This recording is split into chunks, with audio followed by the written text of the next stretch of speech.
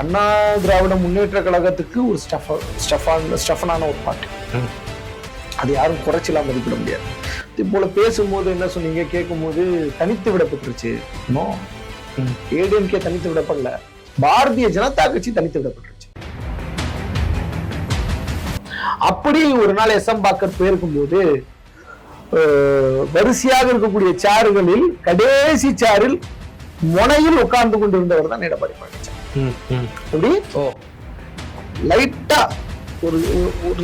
ஒரு சென்டிமீட்டர் வலிக்கு கீழே விழுந்தார். அப்படி அமர்ந்து கொண்டிருந்தவர் தான் எடப்பாடி பழனிசாமி. எப்படா எடப்பாடி பழனிசாமிக்கு எப்படா நம்ம பாஜகவிலிருந்து உடஞ்சிட்டு வருவோம்னு அவருக்கு ஒரு பக்கம். இந்த பக்கம் வேலுமணி, விஜயமணி, அந்த மணி, இந்த மணி எல்லாம் மணி பாய்ஸ், குட்கா புகழ்ஸ், இவங்க எல்லாம் பாஜகவுடைய ஈடிக்கு பயந்துகிட்டு என்ன பண்றதுன்னு தெரியாம தத்தளிச்சிட்டு இருந்தாங்க. கதவு திறந்தே இருக்கிறது. இப்ப ஜன்னல் கதவும் திறந்திருக்கு, கக்கூஸ் கதவும் திறக்கும். பெட்ரூம் கதவுகள் திறந்தால் கூட ஆச்சரியப்படுறது கிடையாது. நீ எதை திறந்து போட்டாலும் யாரும் வரமாட்டாங்க. இப்படி இது வந்து சேட்டை, இது வந்து சேட்டை. நான் கேக்குறேன், நீங்க இங்க வாங்கல, தமிழ்நாட்டுக்குள்ள வாங்க. தமிழ்நாட்டுல எடப்பாடி பழனிசாமி என்னுடைய ஓட்டு காங்கிரஸ்க்கு தான், நான் பாஜகவோட கூட்டணி கிடையாது, பாஜகவோட கூட்டணி கிடையாது சொன்னார்ல.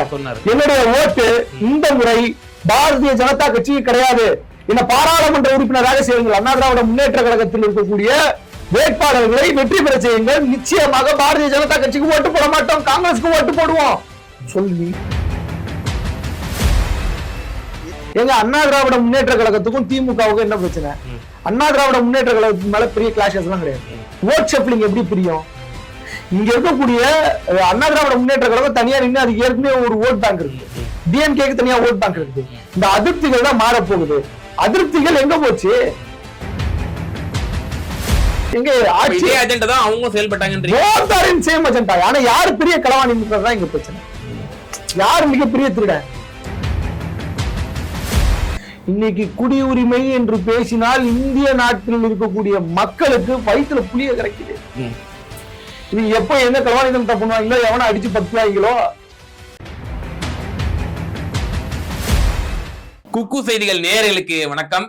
இன்று நாம் சந்திக்க இருக்கும் சிறப்பு விருந்தினர் பயர் தமிழ் யூடியூப் சேனலினுடைய ஆசிரியர் திரு லெனின் துரைராஜ் தான் இணைஞ்சிருக்காங்க. சார் வணக்கம். வணக்கம். எப்படி இருக்கீங்க சார்? நல்லா இருக்கு. ஓகே.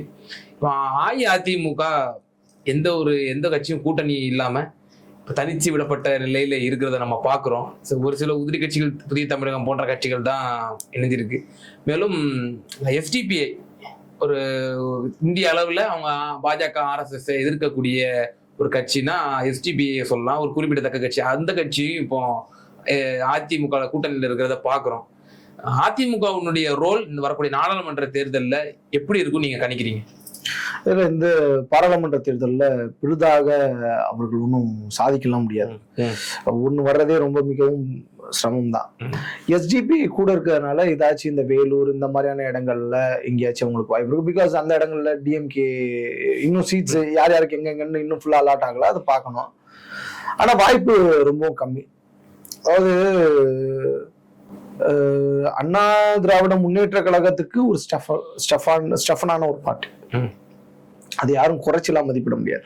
இது போல பேசும்போது என்ன சொன்னீங்க, கேட்கும்போது தனித்து விடப்பட்டுருச்சு. ஏடிஎம்கே தனித்து விடப்படல, பாரதிய ஜனதா கட்சி தனித்து விடப்பட்டுருச்சு. நீங்க அதைதான் பார்க்கணும். நீங்க அண்ணா திராவிட முன்னேற்ற கழகமும் திராவிட முன்னேற்ற கழகமும் ரெண்டும் ஒரு முக்கியமான பார்ட்டிஸ் தமிழ்நாட்டில் மக்களுக்காக பல நன்மைகளை செய்தது, பல திட்டங்களை செய்தது. ஏன் ஆல் இந்தியா லெவல்ல எந்த பார்ட்டி பொசிஷன்ல இருக்கணும் அப்படின்றத டிசைட் பண்றதுக்கான ஒரு மிகப்பெரிய பார்ட்டியாக இது இருந்துச்சு. 40 தான், யூபியை விட சின்னதுதான். பட் நம்ம கிட்ட அந்த அத்தாரிட்டி இருந்துச்சு. பிகாஸ் நம்ம ஒரு டிசைடிங் பாயிண்ட்ல இருக்கோம்னா நம்ம ஐடியாலஜிக்கலி நம்ம வந்து ரொம்ப ஸ்டஃபனா இருக்கிறோம், ரொம்ப ஸ்ட்ராங்கா இருக்கிறோம். யாரு ஒன்றியத்தில் வந்து உட்கார்ந்தா சரியாக இருக்கும் நமக்கு அப்படின்றத முடிவெடுக்கிறோம். கலைஞராக இருந்தாலும் சரி, எம்ஜிஆராக இருந்தாலும் சரி, ஜெயலலிதாவாக இருந்தாலும் சரி, நம்மளுக்கு அந்த இது வந்து இருந்துச்சு. இன்னைக்கு பாரதிய ஜனதா கட்சி அண்ணா திராவிட முன்னேற்ற கழகத்தினுடைய முதுகில் ஏறி சவாரி செய்து கொண்டிருந்தது. அது என்ன, கட்சிக்குள்ள நடந்த உள்கட்சி பூசல். கட்சிக்குள்ள நடந்த பூசல்னாலதான் இவ்வளவு இது இருந்துச்சு. இங்க பாருங்க, எடப்பாடி பழனிசாமி எவ்வளவு டாக்டிக்கலான ஒரு லைன் எடுக்கிறாரு. ஹவு நீங்க ஒரு எக்ஸ்பீரியன்ஸ் இல்லாத ஒரு நபர். எஸ்.எம். பாக்கர் உங்களுக்கு தெரியும் நினைக்கிறேன். தெரியும். எஸ்.எம். பாக்கர் சொல்லும் போது ஒண்ணு சொல்லுவாரு, ஜெயலலிதாவை பாக்குறதுக்காக நான் போயிருந்தேன். அது அவர் ஜெயலலிதாக்கு எப்பயுமே ஒரு நேர்களுக்கு தெரியப்படுத்திடுவோம். எஸ்.எம். பாக்கர் என்பது இந்திய தௌஹீத் ஜமாத் என்ற ஒரு ஜமாத்தினுடைய தலைவர். ஆமா, முக்கியமான தோழர் அவரு, முக்கியமான தோழர். அவரு என்ன பண்றாரு, ஜெயலலிதாவை பாக்குறதுக்காக போறாரு. பாக்குறதுக்காக போகும்போது அம்மையார் ஜெயலலிதா என்ன பண்ணுவாங்க அப்படின்னாக்கா, எல்லாரையும் இன்ட்ரடியூஸ் பண்ணுவாங்க. அமைச்சர் பெருமக்களை வரக்கூடிய கெஸ்டுக்கு, இவரு இந்த துறையினுடைய அமைச்சர், இவருடைய பேர் இது, இவர் இந்த துறையினுடைய அமைச்சர், இவருடைய பேர் இது. அப்படி ஒரு நாள் எஸ்.எம். பாக்கர் போயிருக்கும் போது வரிசையாக இருக்கக்கூடிய சேறுகளில் கடைசி சேரில் முனையில் உட்கார்ந்து கொண்டிருந்தவர் தான் எடப்பாடி பழனிசாமி. எப்படி லைட்டா ஒரு சென்டிமீட்டர் வலிக்கு கீழே விழுந்துவார். அப்படி அமர்ந்து கொண்டிருந்தவர் தான் எடப்பாடி பழனிசாமி. அவரு ஒரு பொசிஷனுக்கு வர்றாரு. பாரதிய ஜனதா கட்சியோடு, அதாவது சசிகலா, ஓபிஎஸ் இந்த 2 பேரையும் ஏமாற்றி தவழ்ந்து கட்சிக்கு வந்திருக்கிறார். கட்சிக்கு மிகப்பெரிய அளவில் பணம் கொடுத்து கட்சியே வேலைக்கு வாங்கி இருக்கிறார். சட்டமன்ற உறுப்பினர்களை வேலைக்கு வாங்கி இருக்கிறார். நம்ம பார்க்கலையா கூவத்தூர்ல என்னெல்லாம் நடந்துச்சு, இப்ப கூட சொன்னாங்க, பல விஷயங்கள்லாம் சொன்னாங்க, பல விஷயங்கள் வெளில வந்துச்சு. அப்படி ஒரு நபர் ஏடிஎம்கே என்ற ஒரு பார்ட்டியினுடைய லீடர் பாஜக கிட்ட போயிட்டு மாட்டிக்கிச்சு. பாஜகல இருந்து எப்படி நம்ம ஒரு சில விஷயங்களை கன்சாலிடேட் பண்ணி எடுத்துக்கிறது, நம்மளுடைய தேவையை அங்க இருந்து எப்படி உருவிக்கிறதுன்னு ஸ்கெட்ச் போடுறாரு. அந்த ஸ்கெட்சில தான் அண்ணா திராவிட முன்னேற்ற கழகம் குத்தகைக்கு இருந்துச்சு பாஜகவோட. எப்படா எடப்பாடி பழனிசாமிக்கு எப்படா நம்ம பாஜகவில இருந்து உடஞ்சிட்டு வருவோம்னு அவருக்கு ஒரு பக்கம். இந்த பக்கம் வேலுமணி, விஜயமணி, அந்த மணி, இந்த மணி எல்லாம் மணி பாய்ஸ், குட்கா புகழ்ஸ், இவங்க எல்லாம் பாஜகவுடைய ஈடிக்கு பயந்துகிட்டு என்ன பண்றதுன்னு தெரியாம தத்தளிச்சிட்டு இருந்தாங்க. அவங்களுக்கு இன்னும் பாஜகவோட ஒரு உறவு இருக்கு தெரியும்ல. பட் ஸ்டெஃபனா நின்னாரு. அங்க இருந்து உடைச்சுக்கிட்டு அண்ணாவின் பேரையும் ஜெயலலிதா பேரையும் எம்ஜிஆரையும் இவங்க அசிங்கப்படுத்திட்டாங்க, ஒருமையில் பேசுறாங்க அப்படின்னு சொல்லி கட்சியை இருந்து உடைச்சிட்டு ஒரு பார்ட்டி ஆரம்பிச்சு. இன்னைக்கு தனித்து விடப்பட்டது யாரு?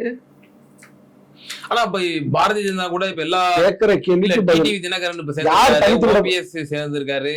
மேலும் இப்ப பாட்டாளி மக்கள் கட்சி பேச்சுவார்த்தை நடத்திட்டு இருக்கு, தேமுதிகவுக்கும் நாங்க பேச்சுவார்த்தை நடத்திட்டு இருக்குன்னு சொல்லி அண்ணாமலை சொல்றாரு. கடந்த சட்டமன்ற தேர்தலில் டிடிவி தினகரனுடைய கட்சி எவ்வளவு வாக்கு சதவீதம் பெற்றது?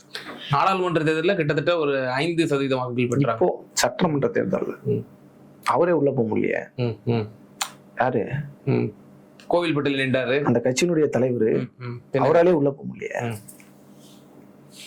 படுதோல்வி. அதுக்கு முன்னாடி எப்படி வெற்றி அடைச்சு? குக்கர், குக்கரும் 20 ரூபா நோட்டுமா, அதை வச்சுதானே அப்படியே, அதாவது எம்எல்ஏ வாங்க அப்படியே அப்படிதானே வெற்றி பெற்றாரு. அதுக்கு அடுத்தது ஏன் வெற்றி பெறல? இங்க பொய் சொல்லிட்டு இருக்கவங்க அப்படியே நிலைச்சு நிக்கவே முடியாது. சரி, ஒரு பார்ட்டிக்குள்ள நிறைய அண்ணாமலையே எப்படி இந்த ஒரு ஃபார்முலா எடுத்துக்க கூடாது. 2014 இதே போலதான் ஒரு சிச்சுவேஷன் இருந்துச்சு. அதிமுக தனிச்சு நின்றுச்சு, அதே போல திமுக தனித்து விடப்பட்டது, காங்கிரஸ் தனிச்சு நின்றுச்சு, பாரதிய ஜனதா தேசிய ஜனநாயக கூட்டணி என்டிஏ கூட்டணி ஒரு அமைச்சாங்க. அதுல தர்மபுரியில அன்புமணி ராமதாஸ் அவர்கள் தேர்ந்தெடுக்கப்பட்டாரு. அதே போல கன்னியாகுமரியில பொன் ராதாகிருஷ்ணன் தேர்ந்தெடுக்கப்பட்டாரு. இதுதான் சில அரசியல் விமர்சகர்கள் சொல்றாங்க. அதிமுகவோட சேர்ந்தா தோல்விதான் உறுதி, சீட் கன்வர்ஷனுக்கான ஒரு இது கிடையாது, அவங்கள்ட்ட அந்த கெப்பாசிட்டி கிடையாது. இப்படி 3வது அணி அமைச்சாதான் நமக்கு இப்படியாவது ஒரு அங்கொன்று இங்கொன்றுமாவது ஒண்ணு கிடைக்கும் அப்படின்னு சொல்றாங்கல்ல. கடந்த சட்டமன்ற தேர்தல்ல பொன்னார் எவ்வளவு கேவலமா தோத்தாருன்னு தெரியுமா? யாருக்கிட்ட? காங்கிரஸ் கட்சியினுடைய வேட்பாளர் வசந்தன் கோனுடைய நாடாளுமன்ற இடைத்தேர்தல் எவ்வளவு தோல்வி அடைஞ்சார். இல்ல சிம்பத்தி எல்லாம் இருக்கும், அதெல்லாம் பாக்கணும்ல சார். இது அதெல்லாம் அப்படிலாம் இல்ல. அப்ப இந்தியா முழுவதும் எண்ணற்ற இஸ்லாமியர்கள் செத்து போறாங்க, அவங்களுடைய வயிற்றுல பாஜக அடிக்குது, சிம்பத்தில எல்லாரும் ஓட்டு போட்டாங்களா பாஜகவுக்கு எதிரா? இப்படி பேசுனா அப்படி பேசுறது, அப்படி பேசுனா அப்படி பேசு. இது இல்ல, ஃபேக்ட பேசணும்ல. இல்ல அப்படிதானே ஊட்டி வளர்த்து வச்சிருக்காங்க பாஜக, போலரைசேஷன். அதெல்லாம் கிடையாது. மேனிபுலேட் பண்றதெல்லாம் ஒரு பொழப்பா? we are not manipulators, we are not dictators, right? we are journalists. நம்ம மக்களுக்கு இதை கொண்டு போய் சேர்க்கணுமோ அதை சேர்க்கணும்னு நான் நினைக்கிறேன். இதெல்லாம் கிடையாது. அண்ணாமலையினுடைய யுக்தி எதுவா வேண்டுமானாலும் இருக்கட்டும். அவர் அதான் சொல்றாரு, கதவு திறந்தே இருக்கிறது, இப்ப ஜன்னல் கதவும் திறந்திருக்குது, கக்கூஸ் கதவும் திறக்கும். பெட்ரூம் கதவுகள் திறந்தால் கூட ஆச்சரியப்படுறது கிடையாது. நீ எதை திறந்து போட்டாலும் யாரும் வரமாட்டாங்க. அண்ணா திராவிட முன்னேற்ற கழகம் வராதுங்க. எப்படி வரும்? சரி, நான் இன்னொன்னு கேக்குறேன். அண்ணா திராவிட முன்னேற்ற கழகம் நான் பெருமையா பேசல, எனக்கு அது இல்ல என்னுடைய வேலை. திமுக பெருமை பித்தணும்னு எனக்கு அவசியமும் கிடையாது, அது என்னுடைய வேலை கிடையாது. ஃபேக்ட பேசணும். நீங்க ஏடிஎம்கேனுடைய ஓட் காங்கிரஸ் கன்சாலிடேட் பண்ண போகுதா, பாஜக கன்சாலிடேட் பண்ண போகுதா? இந்தியா கூட்டணி கன்சாலிடேட் பண்ணுமா? சப்போஸ் ஏடிஎம்கேல ஜெயிச்சாங்க ஒரு 10 எம்பி, இல்ல ஒரே ஒரு எம்பி வரட்டும், இது யார் கன்சாலிடேட் பண்ண போறாங்க? என்டிஏவா இந்தியாவா? இல்ல அவங்க ஏன் எப்படி இருக்க கூடாது? பிஜு ஜனதா தளம் இவரு மாதிரி, இவரு போல, நம்ம நவீன் பட்நாயக் போலவோ, எப்படி அவங்க யாருக்கும் நியூட்ரலா இருக்காங்க. யாருக்கு உள்ளூர் கேக்குறாங்க, யாருக்கு கொடுப்பாங்க? காங்கிரஸ் கொடுத்துருவாங்களா? காங்கிரஸ் கொடுக்க மாட்டாங்க.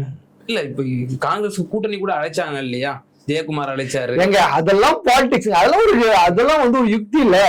அது கூப்பிடுறது, வா வா வந்து பார், தொட்டு பார் அப்படின்றது, அதெல்லாம் நடக்கும். அது வந்து பொலிட்டிக்கலி எலக்ட்ரோ பாலிடிக்ஸ்ல இது நடக்கும். ஸ்குவாஷ் பண்றது, ஓட்ட ஷஃபிள் பண்றது. இப்போ விசிகாவை கூப்பிடுறாங்க, காங்கிரஸ கூப்பிடுறாங்க, ஏன்னா டிஎம்கேல அவங்க ஒரு ஸ்ட்ரகிள் பண்ணிட்டு இருக்காங்க. இது ஒரு அறிவு வேண்டாமா? எப்படி வரும்? இந்தியா காங்கிரஸ் தலைமையில் தான் இந்தியா கூட்டணி இயங்குது, அது கீழே எல்லா கூட்டணி கட்சிகளும் எப்படி போகும்? இல்ல உதாரணத்துக்கு ஒரு ஒப்பீடுக்கு சொல்றேன். 2016 விஜயகாந்த் அவர்கள் வெளிப்படையா அறிவிச்சிட்டாரு, நான் தனிச்சு தான் போட்டிட போறேன், என் தலைமையில தான் கூட்டணின்றாரு. அப்ப ஏன் கலைஞர் அவர்கள் வந்து பழம் நழுவி பாலில் வில்லும், நாங்க இன்னும் விஜயகாந்த் அவர்கள் எங்களோட சேருவாருன்னு நாங்க எதிர்பார்க்கறோம் சொன்னாரு? இப்போ இதே கலைஞர் சொல்லியிருக்காரு 2016. எங்க போனாங்களா? இல்ல கடைசி வரைக்கும் அவங்க வந்து துண்டு போட்டாங்கல்ல. என்ன துண்டு போட்டாங்களே? யார சொல்றீங்க? தேமுதிகவை எங்க போட்டாங்க? அக்கம்ப்ளிஷ் பண்ண முடிஞ்சா? அது முடிஞ்சா? இப்பவும் தேமுதிகவை நேரில் சென்று சந்தித்திருக்கிறார்கள். திமுகவுடைய முக்கிய பிரமுகர்கள் சந்தித்திருக்கிறார்கள். பேசுறவங்க தெரியாத மாதிரிலாம் நினைக்காதீங்க, பேசியிருக்கிறார்கள். அவங்களுடைய டிமாண்ட் வேற, டிமாண்டுக்குள்ள ஏத்துக்கப்படல. ஏன்னா விசிகா சண்டை போடலையா? 2+1 கேட்டாங்களா இல்லையா? புது தொகுதி ஒண்ணு கேட்டாங்கல்ல. கடைசியா எப்படி மாறிச்சு? 2 தான். சிபிஎம் ஐக்கு 2, எம்முக்கு 2, விசிகாவுக்கு 2, அவ்வளவுதான். நீங்க ஷேர் பண்றது இருக்குல்ல, ஷேர் பண்றதுல பிரச்சனை வரும். ஏடிஎம்கே வந்து நாங்க திறந்து வைத்திருக்கிறோம், வாருங்க வாருங்க அப்படிலாம் யாரும் போக மாட்டாங்க. கொஞ்சோண்டு பிராக்டிக்கலா யோசிச்சு பாருங்க. இந்தியா கூட்டணி பாஜகவோடு யார் யாரெல்லாம் வந்து போக மாட்டோம், பாஜக வீழ்த்தப்பட வேண்டும் அப்படின்னு நினைக்கிறவனா இந்தியா கூட்டணியில நிப்பான். எப்படி நிதிஷ்குமார் இந்த மாதிரி அப்படி சொல்லுங்க. இப்படி இது வந்து சேட்டை, இது வந்து சேட்டை. நான் கேக்குறேன், நீங்க இங்க வாங்கல, தமிழ்நாட்டுக்குள்ள வாங்க. தமிழ்நாட்டுல எடப்பாடி பழனிசாமி என்னுடைய ஓட்டு காங்கிரஸ்க்கு தான், நான் பாஜகவோடு கூட்டணி கிடையாது, பாஜகவோட கூட்டணி கிடையாது சொன்னார்ல. என்னுடைய ஓட்டு இந்த முறை பாரதிய ஜனதா கட்சி கிடையாது, என்ன பாராளுமன்ற உறுப்பினராக செய்யுங்கள், அண்ணா திராவிட முன்னேற்ற கழகத்தில் இருக்கக்கூடிய வேட்பாளர்களை வெற்றி பெற செய்யுங்கள், நிச்சயமாக பாரதிய ஜனதா கட்சிக்கு ஓட்டு போட மாட்டோம், காங்கிரஸுக்கு ஓட்டு போடுவோம் சொல்லு. நீ சொல்றாரா? சொல்ல மாட்டாங்க. அதனாலதான் சொல்றேன். அதனாலதான் நான் என்ன சொல்றேன், இவங்க 2 பேரும் கூட்டு களவாணிகள் நான் சொல்றேன். அண்ணாமலை போடுற ஸ்கெட்ச்ல இங்க வேலைக்கு ஆகாது. We know, Tamil Nadu people know. இது பகிரங்கமா மன்னிப்பு கேட்கலையா? ஜெயலலிதா பகிரங்கமா மன்னிப்பு கேட்கலையா? பாரதிய ஜனதா கட்சியோட கூட்டு வைத்தது மிகப்பெரிய தவறு அப்படின்னு மன்னிப்பு கேட்கலையா? செஞ்சுட்டேன், இனிமே செய்யவே மாட்டேன். அதுக்கப்புறம் வச்சாங்க கூட்டணி 2004. எப்போதெல்லாம் பாஜகவோடு கூட்டணி வைத்தார்களோ அப்போதெல்லாம் மண்ணை தான் கவி இருக்கிறாங்க. யாரா இருந்தாலும் சரி, நீ வந்து டிஎம்கே புரிஞ்சா, அதுக்கு அடுத்தது காலி ஆயிட்டாங்க. புரிஞ்சா? சோ இந்த ஸ்கெட்ச் எல்லாம் நம்ம பார்த்திருக்கிறோம். தமிழ்நாட்டு மக்கள் தெளிவாக இருக்கிறார்கள். இந்தியாவினுடைய இறையாண்மையை, இந்திய நாட்டினுடைய அரசியலமைப்பு சட்டத்தை, இந்தியாவினுடைய மத சார்பின்மையை, இந்தியாவினுடைய மத நல்லிணக்கத்தை, மனிதநேயத்தை அழிக்கக்கூடிய எந்த அரசியல் கட்சியாக இருந்தாலும் சரி அதற்கு வாக்கு செலுத்த முடியாது. மத்த மாநிலங்கள்லாம் விடுங்க, நார்த்லாம் south is very strong. So பிஜேபிக்கான எல்லா கதவுகளும் அடைக்கப்பட்டு விட்டது. இவங்க எல்லாம் கதவை திறந்துட்டு இருக்குது.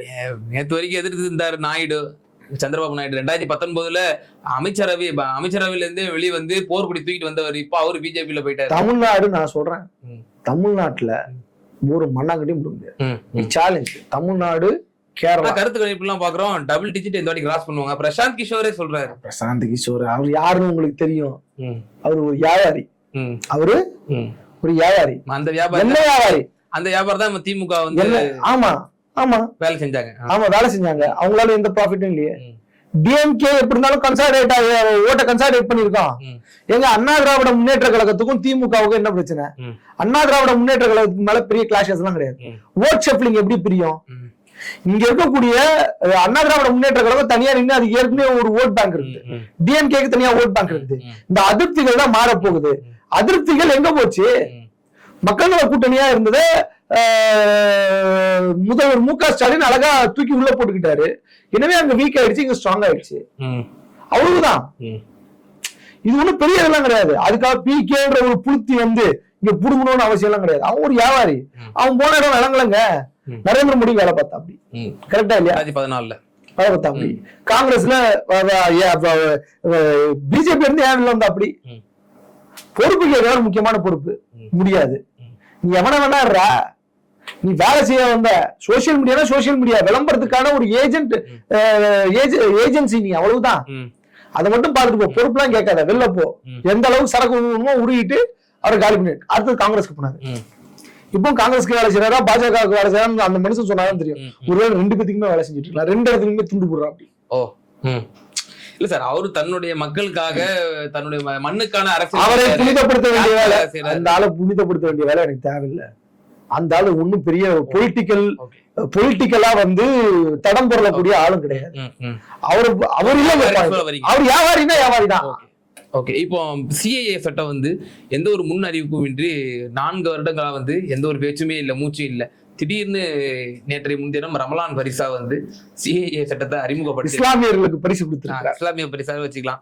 இந்த சிஏஏ சட்டம் இதனால வந்து இஸ்லாமியர்களுக்கு பாதிப்பு இல்லை அப்படின்னு சொல்லி ஒவ்வொரு பாரதிய ஜனதாவினரும் நம்ம மீடியால பேசிட்டு வரதை நம்ம பாக்குறோம்.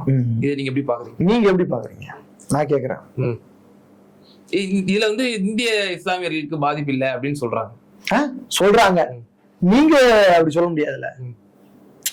ஒரு நெறியாளரா, ஒரு பத்திரிகையாளரா இது வந்து இந்திய தேசத்தில் இருக்கக்கூடிய இஸ்லாமியர்களுக்கு, எஸ்சி எஸ்டி மக்களுக்கு பாதிப்பை ஏற்படுத்துமா ஏற்படுத்தாது? சிஏஏவால பாதிப்பு ஏற்படுத்தாது. என்ஆர்சி என்ற அந்த ஒவ்வொன்னா வரும்ல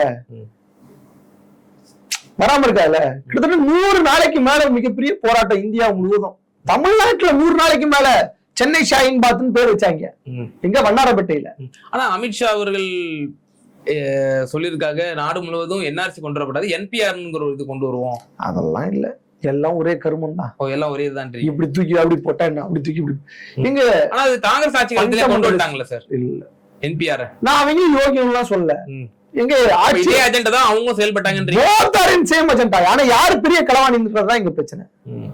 யாரு மிகப்பெரிய திருடன், யாருக்கு தேவை அதிகமாக இருக்கிறது, யாருடைய தேவை இங்க அதிகமாக இருக்கிறது அப்படின்ட்டு பார்த்தா பாஜகவுக்கு தேவை அதிகமாக இருக்கு. இந்திய நாடை துண்டாடி அதன் மூலம் அரசியல் சுகம் காண்பது. இங்க பாருங்க, நான் நார்மலா சொல்றேன். இதெல்லாம் மக்களுக்கு வந்து குடியுரிமை அப்படின்ட்டு சொன்னா ஒரு பெருமிதமா இருக்கும். குடியுரிமை நம்மளாம் இந்திய இன்னைக்கு குடியுரிமை என்று பேசினால் இந்திய நாட்டில் இருக்கக்கூடிய மக்களுக்கு வயிற்றுல புளிய கிடைக்குது. இவங்க எப்ப எந்த களவாணிதம் பண்ணுவாங்களோ, எவனை அடிச்சு 10 ரூபாய்ங்களோ. நீங்க சிஏஏ அப்படின்னா வச்சுக்கோங்களேன், not only CAA, NPR, NRC இன்னும் வரும்ல. ஏன் நம்ம இன்னைக்கு காஷ்மீரை பார்க்கலையா? நம்ம காஷ்மீர்ல இருக்கக்கூடிய பெரும்பான்மையான இஸ்லாமியர்கள் சுதந்திரமாக நடமாடுகிறார்களா? ஒரு திறந்தவெளி சிறைச்சாலை. நீங்க என்ஆர்சி எல்லாம் இம்ப்ளிமெண்ட் நாங்க பண்றோம் அப்படின்னு வந்துட்டா என் பூட்டர் எல்லாம் எங்க இருக்கானே தெரியாத. என் பூட்டருக்கு சர்டிபிகேட் நான் எங்க போய் தேடுவேன்? இல்ல, அது கூட்டான சரத்துகள் என்ன ஏதென்று கலந்து ஆலோசிக்கப்பட்டு கொண்டு அதெல்லாம் முடியாதுங்க. இன்னைக்கு வரைக்கும் தென்காசியில இருக்கக்கூடிய ஒரு ட்ரைப், தென்காசியில அவர் வந்து எஸ்டி கேட்டகரி, ஆமா ஷெட்யூல்டு ட்ரைப், ஒரு பழங்குடி இனத்தை சேர்ந்த மலைவாழ் இனத்தை சேர்ந்த ஒரு நபர். அவர் சென்னைக்கு வராரு. எங்க வராரு? சென்னைக்கு வராரு. சென்னையில எஸ்டி கிடைக்குமா? சர்டிபிகேட் கொடுத்துருவானா? கொடுக்க மாட்டான். உதாரணம் சொல்றேன், ஹைகோர்ட்ல ஒருத்தர் பெட்ரோல் ஊத்தி தன்னை தானே எரிச்சுக்கிட்டாரு. இன்னுங்க அந்த பக்கம் செங்கல்பட்டு அந்த பக்கம் அந்த மலை பகுதிகளில் இருந்து வந்தவர்களுக்கு இன்னைக்கு வரை கிடைக்கல. அதுக்கு அவங்களால டாக்குமெண்ட்ஸ் கொடுக்க முடியல. But they are educated. Struggle பண்றாங்க. 50 மாணவர்களுக்கு மேல தாசில்தார் அலுவலகத்துக்கு முன்னாடி சோறாக்கி இது பண்றாங்க, போராட்டம் நடத்துறாங்க. கிடைக்கல. இந்த நவீன காலத்தில் இந்த கூகுள் ஜெனரேஷன்ல கிடைக்கல. அப்ப எப்படி? அப்போ இதெல்லாம் எப்படி சாத்தியப்படும்? அவங்களால இது வாங்க முடியும்? இதுக்கு உங்களால டாக்குமெண்ட்ஸ் கொண்டு வந்து வச்சிட முடியுமா? முடியுமான்னு கேக்குறேன். எங்க மலையில வாழ்ந்தவங்க இந்த ஜெனரேஷன் தான் எப்படி அவங்க அப்பா காலத்துல இதுக்கு முன்னாடி ஜெனரேஷன் தான் பள்ளிக்கூடத்து பக்கம் வந்திருப்பாங்க, 10வது படிச்சிருப்பாங்க, 8வது படிச்சிருப்பாங்க. அதனுடைய பிள்ளைங்க இன்னைக்கு வந்து 10வது படிக்கிறதுக்கு திண்டாடிட்டு இருக்குது சர்டிபிகேட் இல்லாம. அதையே நீங்களுக்கு கொடுக்கறதுக்கு துப்பு இல்லையே. நான் கேட்கிறேன், இதெல்லாம் இவ்வளவு ஆர்வமா இருக்கிறல்ல, இதெல்லாம் இவ்வளவு ஆர்வமாக இருக்கிறார் அல்லவா இந்திய தேசத்தினுடைய பிரதமர் அமித்ஷா? ஏன் விவசாயிகள் போராட்டத்துக்கு காது கேட்க மாட்டேங்கி? ஏன் நிலத்தை பிடுங்குகிறார்களே, விவசாய நிலங்களை பிடுங்குகிறார்களே, தார் சாலை போட போறோன்றாங்களே? இவன் தான் டிஎம்கே கவர்மெண்ட். யாரு பண்ணாலும் தப்பு தப்பு தான். நம்மளும் பறந்து விமானத்தெல்லாம் வாட் எவர். நீ விவசாய நிலங்களை இது பண்றல, ஏன் உனக்கு அதை பத்தி பேச மாட்டேங்கிற? நீ நம்மளும் விவசாயிகள் மீது குண்டாசு தான் போடுறோம்ல, ஏன் அதை பத்தி பேச மாட்டேங்கிற? ஏன் அவங்களுக்காக இது பண்ண மாட்டேங்கிற? பெண்கள் ஆமா அவங்களையும் தான் கேட்கிறேன், ஏன் போராட்டம் நடத்தல? நடத்திருக்கும்ல. கம்யூனிஸ்ட் கட்சியே கேள்வி. ஆமா, எல்லாருமே கேள்வி கேட்கிறேன். எவன் தப்பு போனாலும் தப்பு தப்பு தானே. எங்க அன்னைக்கு போராட்டம் நடத்துனீங்கல, இன்னைக்கு ஏன் போராட்டம் நடத்தல? யாரு தவறு செய்தாலும் தவறு தான். ஆனா அதே கம்யூனிஸ்ட் கட்சி தான் விவசாயிகளுடைய போராட்டத்துல ஆல் இந்தியா லெவல்ல நடக்கக்கூடிய கிசான் ஜாத்தாவை அவங்க தான் நடத்துறாங்க. ஏன் தமிழ்நாட்டுல இதாகலன்ற? அப்போ இங்க என்ன நடக்குது? இங்க வந்து ஒரு எலக்ட்ரோ பாலிடிக்ஸ் ஒர்க் அவுட் ஆகுது. இங்க யாரை எதிர்த்து நம்ம களம் காண வேண்டும், யாரை எதிர்த்து களம் காணக்கூடாது அப்படின்ற அந்த கேள்வி வருது. அங்கதான் வீக்கர் ஆகிறோம், அங்கதான் நம்ம கம்மியாகிறோம், அங்கதான் நம்ம பலவீனப்படுறோம். யார் தப்பு செஞ்சாலும் தப்பு தப்பியா, நீ தப்புன்னா தப்பு தப்பியான்னு போயிட்டே இருக்க. ஓகே, இது இறுதியான கேள்வி சார். இப்போ தொடர்ச்சி அண்ணாமலை அவர்கள் என்ன சொல்றாரு அப்படின்னா, நாங்க கொங்கு பெல்ட்ல வந்து ரொம்ப ஸ்ட்ராங்கா இருக்கோம், இந்த வாட்டி ஸ்வீப் பண்றோம் கொங்கு பெல்ட் அப்படின்றாரு. கன்னியாகுமரியில் நாங்க தான் ஜெயிப்போம் அப்படின்றாரு. இது பற்றி உங்களுடைய இறுதியான பார்வை? நிறைவான கருத்து என்ன அப்படின்னாக்கா, நிச்சயமாக வாய்ப்பு இருக்காது. பிகாஸ் இவங்க அங்க கொங்கு பெல்ட்ல ரொம்ப ஸ்ட்ராங் தாங்க. நீங்க இந்த பாலிடிக்ஸ் எப்படி ஒர்க் அவுட் ஆகுதுன்னு நீங்க பாருங்க. Senthil Balaji Kongu belt, Karur Edappadi Palaniswami Kongu belt, Annamalai Kongu belt. இன்னைக்கு தமிழ்நாட்டுல இந்த 3 பேர்னாலதான் பிரச்சனையே. நீ பெரியாளா நான் பெரியாளா? அதாவது தமிழ்நாட்டினுடைய எக்கனாமில கொங்கு மண்டலம் வந்து ரொம்ப முக்கியமானது. தேவன் டிமாண்ட், யூ நோ தட். எங்களுக்கு கொங்குக்குமே தனியாவே ஒரு மாநிலம் வேணும்னு கேட்டுட்டு இருக்காங்க, தெரியுமில்ல? பிரிக்கணும்னு கேட்டுட்டு இருக்காங்க. டாக்டர் ராமதாஸ் கூட சொன்னாரு அதுலலாம் வந்து ஒரு பாலிடிக்ஸ் இருக்கு வச்சுக்கோங்களேன். அதுல ஒரு பாலிடிக்ஸ் இருக்கு, அது போகலாம். பட் ஆனா இங்க இருக்கக்கூடிய பெரும் முதலாளிகள் இவர்களை நம்பி இன்வெஸ்ட் பண்றாங்க. இல்ல நீ பெரிய ஆளா நான் பெரிய ஆளா அவன் பெரிய ஆளா, இதை யாரு எடுத்துக்கிட்டு என்ன பண்ண போறா, யாருக்கு அழகா போ? ஏன்னா பெரிய எக்கனாமி அங்க சுழன்றுகிட்டு இருக்குது. புரிஞ்சா? பணம் புழக்கம் அதிகமாக இருக்குது. பிஜேபி ஒரு எம்எல்ஏ சீட் வச்சிருக்காங்க. சட்டமன்ற தேர்தலில் கூட பாக்குறோம், கோயம்புத்தூர்ல இருக்கக்கூடிய 9 சட்டமன்ற தொகுதிகளிலும் ஃபுல்லா வாஷ் அவுட் ஆறாங்க. டிஎம்கே அதுல ஒரு இடத்துல கூட வர இயல. அதுக்கு தாங்க செந்தில் பாலாஜி வந்தாரு. அந்த எலெக்ஷனுக்கு அப்புறம் தான் செந்தில் பாலாஜி ஆக்டிவ் ஆகுறாரு. அதனாலதான் செந்தில் பாலாஜிய தூக்கணும்ன்றதுக்காக தான் ஸ்கெட்ச் போட்டு தூக்கி இருக்காங்க. கொங்கு பெல்ட்ல வந்து ஆமா ஸ்ட்ராங்கா இருக்கக்கூடாது. ஏன்னா பிகாஸ் செந்தில் பாலாஜி ஆட்சியாளர்களோடு இருக்கிறார், திமுகவோடு இருக்கிறார். திமுகவுடைய ஒரு முக்கியமான அமைச்சர் களத்தில் இறங்கி வேலை செய்கிறார். ஏடிஎம்கேக்கான செல்வாக்கு குறையுது, பிரச்சனைகள் மேல பிரச்சனை. அங்க இருக்கக்கூடிய முதலாளிகள் எடப்பாடி பழனிசாமி மீது நம்பிக்கை இழக்கிறார்கள்.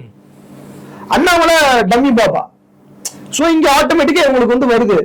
அப்படின்னும் போது அண்ணாமலை வந்து என்ன பண்றாரு அப்படின்னா, இவங்களுடைய செல்வாக்கை காலி பண்றதுக்கு, அவர்களை பயன்படுத்துவதற்கு அடிக்கிறார் ஒரு அடி. ஈடி அணைச்சு கோர்ட்ல நடந்த சம்பவம் தெரியுமா? ஏன் நீங்க பாஜகவுக்கு போக கூடாதுன்னு கேட்டாங்க, ஞாபகம் இருக்கா இல்லையா? இடி அதிகாரியே கேட்டாங்க என்கிட்ட அப்படின்ற மாதிரி செய்திகள் எல்லாம் வந்தவன செய்திகள்லாம் வந்துச்சு, எல்லா பத்திரிகைகளும் வெளியிட்டுச்சு. அப்ப மோட்டிவ் என்னவாக இருக்கும்? சோ இது அங்க நடக்கக்கூடிய ஒரு லாபி, இது கொங்கு பெல்ட்ல இருக்கக்கூடிய ஒரு பிரச்சனை. ஆனா இப்போ இது திரு ஸ்டாலின் அவர்கள் என்ன பண்ணணும் அப்படின்னாக்கா, கொங்கு பெல்ட்ல அதிகமா கான்சென்ட்ரேஷன் பண்ணணும். அங்க வாய்ப்பு வந்து எப்படின்னா வச்சுக்கோங்களேன், ஃபுல்லானா அது வந்து சாதி ஓட்டு தான். நீங்க அதை வந்து எல்லாம் கலந்து கட்சிக்கான ஓட்டாக பாப்பீங்களா? நீங்க சாதிக்கான ஓட்டு தான். கொங்கு நாடு அப்படின்ற டிமாண்டை யார் அங்க வலுவாக வைக்கிறார்களோ அதற்கான ஒரு இதுதான். எனவே வந்து அது அப்படிதான் இருக்கும். பட் ஆனா ஆல் ஓவர்ல நம்ம பார்த்தோம்னு சொன்னாங்க பாஜகவுக்கு வாய்ப்பு இல்ல. ஓகே, இப்போ இந்த தேர்தல் மோடி ஆர் ஆன்டி மோடி, அதனால நீங்க எப்பயுமே ஆன்டி மோடி மைண்ட் செட் தானே. இங்க இந்தியாவுக்கான களமே இப்போ இந்தியாவுடைய களம் கூட்டணி கட்சிகளை ஒட்டுமொத்த இந்திய தேசத்தினுடைய பார்வை எப்படி இருக்குது, அவங்களுடைய மைண்ட் செட் எப்படி இருக்குது, பெரும்பான்மையான மக்களுடைய mind set anti Modi mind set. எப்படி தமிழ்நாட்டில் ஒரு ஆன்டி மோடி மைண்ட் செட் இருந்துச்சோ அதே போல ஒட்டுமொத்த இந்தியாவிலும் இருக்குது. பிகாஸ் இன்ஃப்ராஸ்ட்ரக்சர் டெவலப்மெண்ட் இல்ல. ஜும்லான்றாரு அமித்ஷா ஒரு இன்டர்வியூல, என்னையா அந்த 15 லட்சம் ரூபாய் ஒவ்வொரு அக்கௌண்ட்டுக்கும் போடுன்னு சொன்னீங்கல்ல, உங்க மோடி வேற எதுவும் இல்லைன்றாங்க, உங்க கட்சியெல்லாம் முட்டு கொடுத்துருக்காங்க. ஜும்லானா உங்களுக்கு நல்லா தெரியும், பொய் சும்மாப்பா ஒரு உள்ளாக்கி 2 கோடி பேருக்கு வேலை கொடுக்கல, இந்தியாவில் தொழில் வளர்ச்சி அடையல, இந்தியாவில் தேடி தேடி வந்து இன்வெஸ்டர்ஸ் வந்து குவியல, மாறாக இயற்கை வளங்களை தனியாருக்கு தாரை வாத்து கொடுத்தோம். ஓகே சார், ரொம்ப நன்றி சார், உங்களோட நேரத்தை எங்கள்கிட்ட பகிர்ந்து வைக்கும் நல்ல நோக்கம் நிறைய வாழ்த்துக்கள். ரொம்ப நன்றி, ரொம்ப நன்றி.